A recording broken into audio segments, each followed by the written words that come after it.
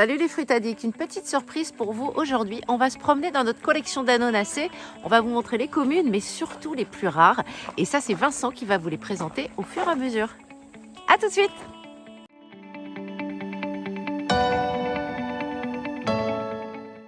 Bon, salut les fruits addicts. Alors aujourd'hui, une petite balade dans la collection d'anonacées. Voilà, donc on a décidé de vous présenter quelques-unes des espèces les plus caractéristiques, les plus spectaculaires que l'on a dans notre collection au jardin aux mille fruits.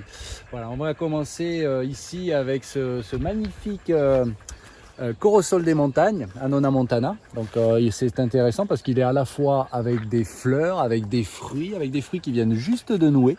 On le voit là, ici. Hop. Donc voilà, et une espèce qui est très sympa. Vous allez voir la variabilité Voilà. dans les fleurs des anonacées, c'est assez spectaculaire. Ouais. Même les fruits aussi. Ouais. Voilà. Donc là, c'est un fruit, on a fait une vidéo Oui. cette année sur cette espèce-là. Je vous invite à aller, Je vous mettrai le lien en dessous. aller la re-regarder pour celles et ceux qui sont abonnés, qui nous suivent. Pour les autres, allez la découvrir. N'oubliez pas de vous abonner. Parce qu'on a aussi toujours notre petit challenge pour cette année. On aimerait. L'objectif, c'est cette année d'essayer d'atteindre les 1000 abonnés avant le 31. Ouais. Voilà, donc on compte sur vous. Voilà. Bon, et puis comme le disait le grand Jacques, au suivant. Bon, voilà, dans cette famille. Donc c'est une grande famille, les anonacées. Je pense qu'il y a quelque chose comme plus de 2000 espèces, 2500 espèces. Donc voilà, nous ici on en a une petite quinzaine dans la collection. Et ici là je vous présente une des espèces les plus rares qu'on puisse avoir ici, c'est Annona hypoglocca. Voilà. Et là c'est intéressant parce que depuis l'année dernière elle a commencé à fructifier, à fleurir. Donc c'est les fleurs. Ouais, ce sont des fleurs. Qui a mâle et femelle. Pas courant du toujours. tout. Et là je suis en train de regarder, on dirait bien que ça a noué, ça regarde. Ouais. Tu vois, donc on va croiser les doigts. On a eu un petit fruit mais qui est tombé avant la maturité l'année dernière. L'an dernier on a eu un fruit, mais cette année il y a quand même beaucoup plus de fleurs. L'hypoglocca, il vient de quelle région? Donc ça vient du Brésil. C'est brésilien, d'accord. Ça vient du Brésil. C'est intéressant parce que ça a un côté un peu lianifiant. Oui, tout à fait. Ouais. C'est pas forcément un arbre comme beaucoup d'espèces. Là, c'est un port plus buissonnant et ce côté un peu lianifiant. Voilà. Ouais.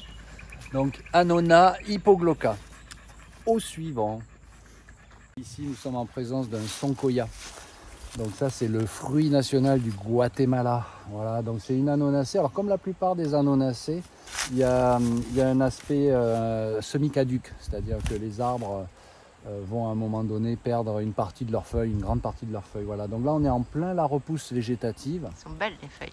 Et donc c'est pour ça que là, les feuilles sont pas encore à leur taille normale. Voilà, normale. C'est une espèce d'anonacée. Donc le soncoya, c'est Annona purpurea. C'est des feuilles qui sont assez énormes, des fruits qui sont assez énormes aussi. Je pense qu'avec le corosol, c'est une des espèces qui fait les plus gros fruits dans la famille des anonacées. Allez, au suivant. Alors, ici, on est en présence d'un Atemoya. Et ça y est, il commence à fleurir lui aussi. Alors c'est la saison qui est super intéressante là, puisque la plupart là, sont en fleurs. Ouais. Les fruits ont commencé à nouer, même pour certains. Voilà, là ça commence à fleurir. Tiens, celui-là il a noué. Tu vois, je vois voilà. Donc dans les Atemoya, alors l'Atemoya c'est pas vraiment une espèce dans les anonacées, c'est un hybride. En fait c'est un hybride entre la pomme cannelle, Annona squamosa, et le chérimol. D'accord ? Donc ça, c'est une espèce, donc c'est pas une espèce, ça n'existe pas dans la nature, ça a été créé. Voilà, et donc il existe plusieurs cultivars. Donc celui-là, en l'occurrence, c'est un African Pride, c'est un cultivar sud-africain. Voilà. À côté, on a un petit... alors ça, c'est des jeunes plants qui ont été greffés. C'est une variété de Thaïlande. Le nom de la variété, je m'en souviens plus. Je crois que c'est Phet Kap Chong, un truc comme ça. Voilà, donc ça c'est un cultivar thaïlandais. Et ici, on a un cultivar australien assez populaire parmi les collectionneurs. C'est le Pink Mammoth, cultivar australien qui fait des gros fruits de qualité. Voilà. Donc là ici vous avez, nous dans la collection on a 4 variétés d'Atemoya. Voilà, on a une autre variété qui est originaire du Mexique aussi. Voilà pour Atemoya. Au suivant. Alors encore une, on est dans la famille des Anonacées, par contre on est dans un sous-genre là, Uvaria. Voilà, donc c'est rien à voir avec les fleurs habituelles, hein, regarde. ouais, voilà. Donc Donc fleur de décoration. c'est une espèce qui est originaire donc du nord de la Thaïlande, du Laos.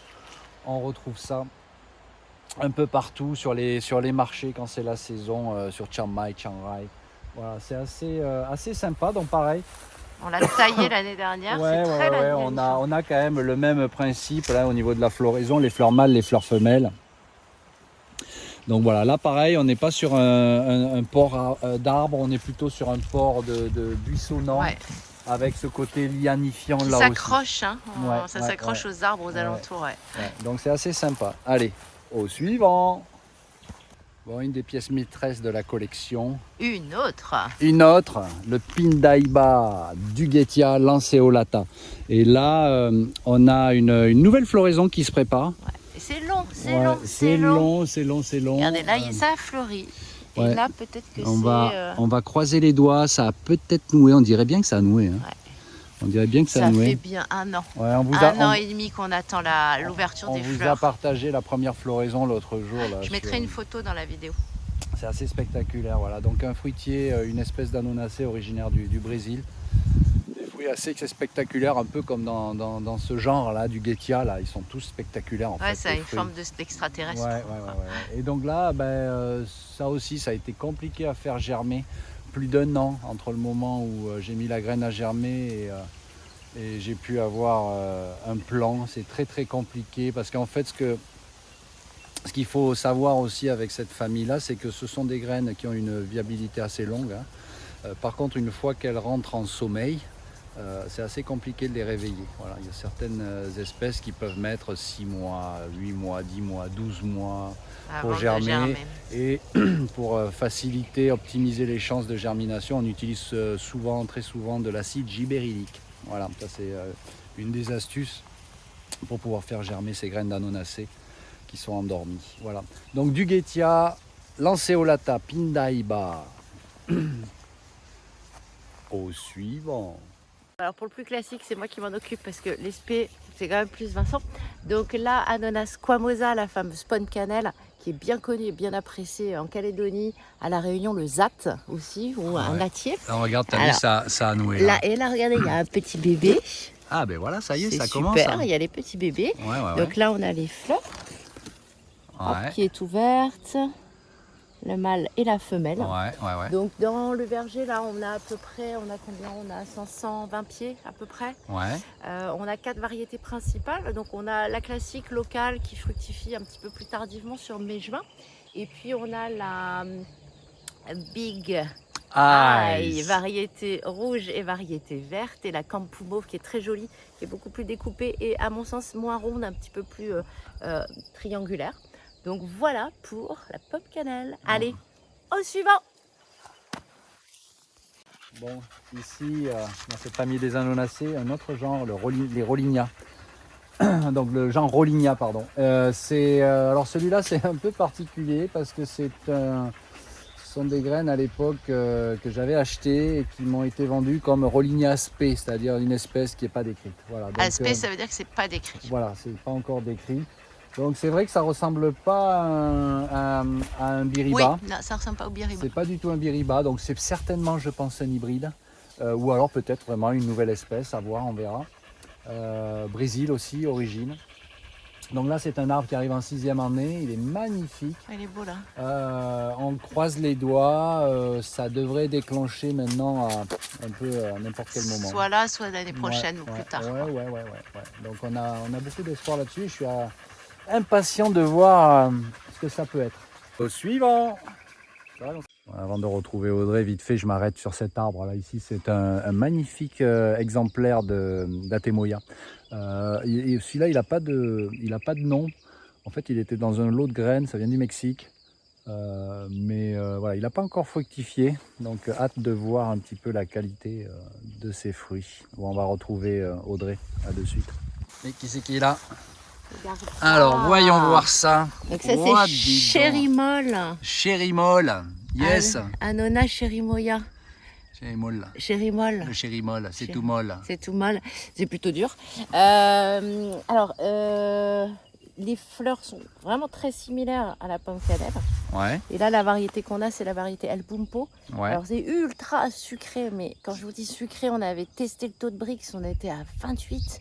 C'est plus haut qu'un bonbon. C'est un truc à vous Ça- tuer un diabétique, Ouais, ça. ouais, non, c'est vraiment chaud. Alors là, c'est super parce que c'est même en avance, Ouais. je trouve, par rapport aux pommes cannelle. Alors ça, c'est des arbres qu'on a fait, on a fait des bols hyper bas, Un peu trop bas. On ouais. est obligé de se mettre à quatre pattes pour ramasser les fruits. Donc là, le prochain verger là qu'on a planté cette année, on fera une taille un peu différente de formation. Voilà. Yes, allez, au suivant. Bon, ici Annona diversifolia, donc Ilama, un super fruit originaire du sud-ouest du Mexique, Guatemala. Voilà, donc les floraisons, feuillage spectaculaire. Donc là, ce sont des jeunes plants. Ils ont quel âge là? Ouais, ça a 3 ans, mais ça a souffert au départ. Oui, oh oui, oui, oui. Ça a souffert, 2019, sécheresse ici, donc ça a été un peu compliqué. Des graines qui ont été difficiles à faire germer. Pareil, là, compliqué à faire germer cette espèce. On a réussi à en faire germer 3 quand même. Voilà, donc, mais bon, là, ça y est, les pieds sont partis. Là, maintenant, il en reste 2. Et ce fruit là, la particularité de craqueler, c'est Alors ça? ouais, c'est un super fruit. L'inconvénient, c'est un fruit qui a pour particularité d'éclater un petit peu, de se craquer. Donc la commercialisation risque peut-être d'être compliquée avec cette espèce, à voir. Mais par contre, le fruit est délicieux. Voilà. Tu fais envie là. Donc il y a 2 variétés. Il y a la variété verte, donc le fruit est vert avec une chair blanche à l'intérieur. Et là, une autre variété où le fruit est violet, vert, rosé à l'extérieur et chair rosé foncé à l'intérieur. Voilà. Donc là, comme c'est issu de graines, c'est un peu la loterie. Si on a beaucoup de chance, on aura peut-être les 2 variétés. Donc à voir. Voilà, suite au prochain épisode, au suivant. Il est magnifique celui-là. Et en plus, j'ai l'impression que ça a noué. Alors ça, regardez, c'est Ouais. des petites fleurs qu'on attendait depuis fort longtemps. Et Ouais. c'est impressionnant. Pour une première floraison, c'est pas 2-3 petites fleurs Ouais, qu'il nous celui-là- a fait. Et celui-là, là, regardez, ça a Ça noué. a noué, ouais. Je pense qu'on va avoir les fruits là courant début Regardez la d'année. taille des fleurs. Ouais. Bon, ça c'est notre petit chouchou, Annona scléroderma, donc le pochte. Voilà, donc c'est un fruitier, une annonacée assez rare en collection, encore plus en culture. Originaire du Guatemala, Amérique centrale. On le retrouve principalement au Guatemala et au Honduras, où c'est, on va dire, il y a des petites cultures, des petits vergers de cette espèce-là. Sinon, ailleurs, c'est très très peu cultivé, quasiment inconnu. Alors que c'est un fruit qui est délicieux, qui a des caractéristiques qui se prêtent tout particulièrement à la commercialisation, à savoir c'est un peu moins fragile que... ça ressemble beaucoup à une pomme cannelle, mais c'est moins fragile. Voilà, apparemment, ça a une peau qui est plus épaisse, qui résiste mieux au transport. Parce que là, tu vas déguster, tu vas découvrir aussi. Oui, bien sûr, ouais, On va découvrir tous les deux. Ouais, c'est un fruit, donc j'ai lu beaucoup dessus, mais j'ai pas eu l'occasion encore de le goûter, mais tout ce que j'ai pu lire est plutôt positif Ouais. et unanime. Ouais, Ouais. ouais. Donc ça, c'est un arbre, il a quel âge déjà celui-là? Alors celui-là, il a une histoire parce qu'en fait, il a été hyper compliqué à faire. La graine a mis plus d'1 an à germer.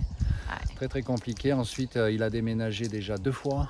Il a failli mourir 2 ou 3 fois entre les coups de débroussailleuse, les périodes de sécheresse et tout ça. C'est un survivant. Et puis ouais, c'est un survivant. Et puis là, on l'a déménagé, on l'a planté ici il y a 4-5 ans. Et en fait, il s'éclate. Il est bien là. Il s'éclate. Il est magnifique. Voilà. Et là, il s'est vraiment développé. Et vous avez là un spécimen qui est en pleine forme. Et la preuve, cette année, en plus, il nous fait l'honneur de fleurir et de fructifier. Hâte de goûter le Voilà. pochte. Allez, on fait dans quel sens? On le fait comme ça. Au suivant. Bon, un autre dans la collection, c'est Rollinia deliciosa. Quoique non, ils l'ont renommé. C'est Rollinia Mucosa. mucosa maintenant. Ouais, ils l'ont appelé Rollinia mucosa. C'est le biriba, le fameux biriba. Et on va voilà. montrer les fleurs parce qu'elles sont pas comme Donc, elles sont en ouais, hélicoptère. on va peut-être. Tiens, il y en a là. Il y en a où? Ah ben oui, voilà, j'avais pas vu. Il y en a plein là. Vous avez vu ces trois. Voilà, voilà. Donc toujours pareil, la Le fleur mâle et femelle qui est femelle. beaucoup plus grosse que la fleur mâle. Bah ouais, c'est comme ça. Suprématie Voilà, de et puis là on féminité. voit des fruits qui ont commencé à nouer. Voilà, donc là on a pas mal de génétique ici.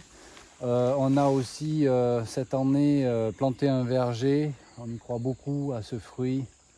C'est une très très belle annone, que ce soit sur le plan esthétique. Celui-ci nous a fait un fruit de 1 kg 900 grammes, mesdames et messieurs, presque 2 kg. Il était une monstrueux. génétique qui vient d'Hawaï, les graines qui venaient d'Hawaï, donc super fruit. Voilà, allez, au suivant.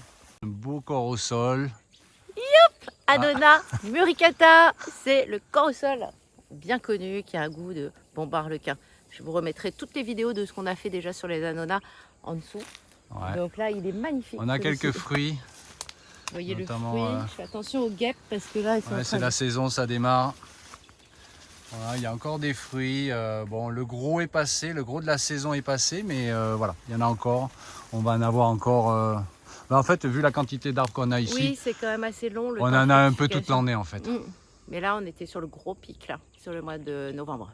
Yes. Allez, la suite.